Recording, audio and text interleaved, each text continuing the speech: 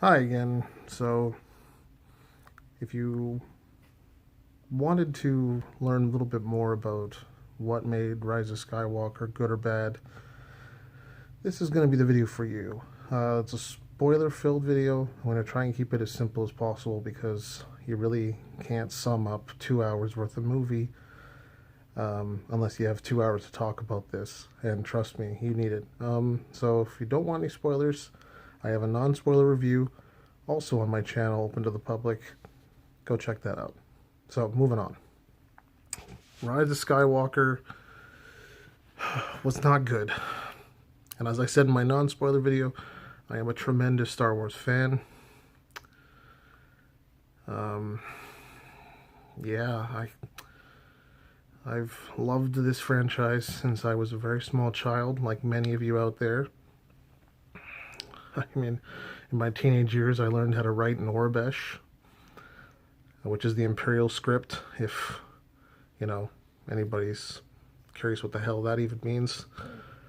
So, I guess let's just start with, we are dealing with a movie that had to make up for a lot of the shortcomings of The Last Jedi.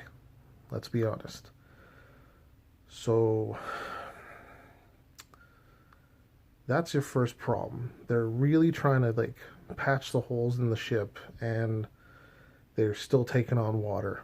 And some of the choices they did in response to that, I think it's sort of, it's, this whole last three movies has been a bit like IKEA furniture. If you put it together just right, it's fantastic. If you change your mind or do something, wrong halfway through, let's see, Last Jedi, and then try and fix it, you're going to end up with a couple of loose parts and stuff that doesn't make any sense and maybe not the most stable end product. And that's kind of what we got here. So, I mean, the fact that they really just, they took a bunch of shortcuts, I find, with the story. And I know some of that had to do with the death of Carrie Fisher.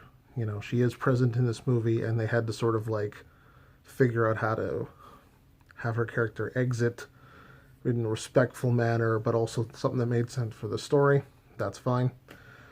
The part that kind of irritated me was just the overall plot and sort of the culmination of the story they've been building up to for the past two movies. Of all the things that came out of that we lost, you could say lost, in the expanded universe, the now they call it the Legacy or Legends or whatever the hell they want to refer to it as now. One of the things I wasn't sad to go was the Emperor cloning, loophole way to bring Palpatine back. And maybe some fans like it. There's some fans that like to use on Vong. I'm not one of them. So I didn't really like that was the whole Palpatine thing. I was hoping he was going to be like a dark side wraith, educating, Kylo Ren or perhaps even Rey, but that just didn't come about. Again, they took a lot of real short, the big strides in short period of time without really any development in between. And, again, Rey's force powers are off the charts, without really any explanation as to why. I mean, there's kind of a throwaway where somehow her and Kylo are this sort of almost like a connection in the Force, almost like a wormhole, literally in the Force, where you've got, they can actually pass objects back and forth to one another, which seemed cool, but I wish there was more development behind it, because otherwise it just kind of seemed like some fanfic, solve a problem writing, just sad writing. It just seemed like sad writing, and I know that these writers are not sad, these are talented people. It just, where's this coming from? I am happy that The Mandalorian managed to get Baby Yoda to do that healing force ability before this movie. So that way it's like Baby Yoda did it first. Anyway, moving on. The climactic battle at the end, again, coming down to destroying one piece of technology to like wipe out the whole enemy force. Yeah, they did a couple of shifty little things, and it seems like the main admiral in charge of the First Order's forces actually had a couple of brain cells in his head, and seemed like a good villain. I wish he had kind of been around for the entire story instead of Hux. And yeah, it's just, the battle scenes were interesting, but I didn't feel energized by them. At first I thought it was because maybe I'm just an older person now. You know, I'm on the doorstep of 40. Life's kind of worn me down. The whimsy of childhood just isn't part of my life. But no, I didn't get into it. I couldn't. It was just, they just kept shortchanging us, and there just didn't feel like there was any weight or gravity to these situations or anything of that nature. Like, you know, even at the beginning, where, well, shortly after the beginning, we've got Chewie seemingly accidentally getting killed by Rey. Oh my god, like, what a left turn. I mean, I knew it couldn't be possible, because that'd be a pretty shitty way to have Chewbacca exit the franchise. I mean, in the extended universe, they had to drop a moon on him, and even then, that was like, well, like, kind of like, that's a pretty badass way for Chewie to go out. But like, immediately, we didn't get a chance to like think that it was going to stick, and that Rey might have actually did it by accident. Instead, like 2 seconds later, oh, you know, turns out there was another transport, and Chewie's fine. Meanwhile, the cast is like feeling sad that Chewie's gone. Meanwhile, us, the audience, we're already in the know. So we're just thinking these guys are fucking idiots. Like, it wasn't executed well. It could have been done better. Like, they could have strung that along a little bit longer, and then, you know, Chewie comes back at a triumphant moment, and, oh my god, Chewbacca, yeah! Like, something. Some of the good points. The visuals, again, were great. I thought most of the actors did a very good job. And their characters weren't so different as they were. Like, they kind of stayed on point as far as their character arcs, versus what happened with like Force Awakens into Last Jedi, where like Finn kind of did the step back like 10 paces for The Last Jedi. Like, this one, he was much more developed. I mean, not my favorite character, but developed. Also, the way they treated Leia's departure from the series.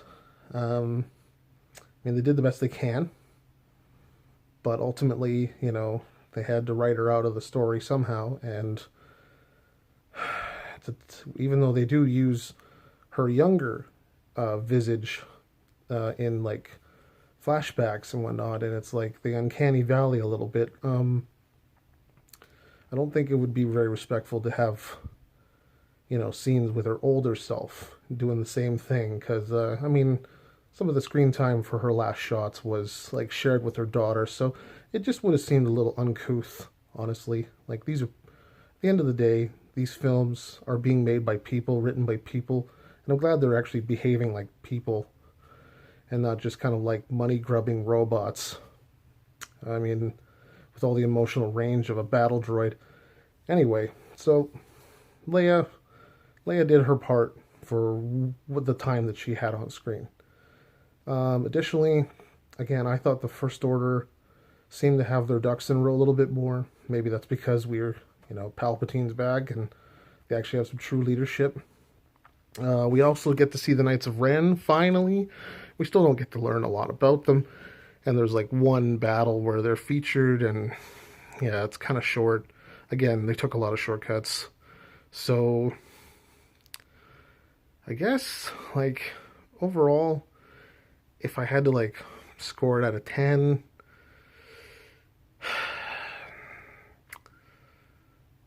Like, I don't know. I think it'd be about 5. It's about middle of the road. It's better, question mark, than The Last Jedi, but it is not the strongest Star Wars film that we've seen in a while. And that ending where like we finally understand it's called The Rise of Skywalker because Rey denounces her name, her Palpatine background, and chooses Skywalker. And by the way, there are Force ghosts that appear to her when she makes that decision. We got Leia, we've got Luke. Where the fuck was Ben?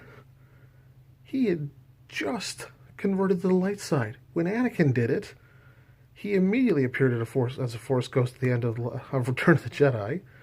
Ben did the same thing, self-sacrifice, really made a turnaround, finally kind of lived up to his lineage, his light side lineage, not his dark side lineage, and faded off into the Force. And there was that golden opportunity. It could have been Leia, Luke, and Ben Skywalker.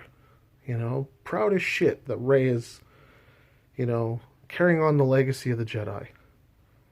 But they didn't even put him in digitally.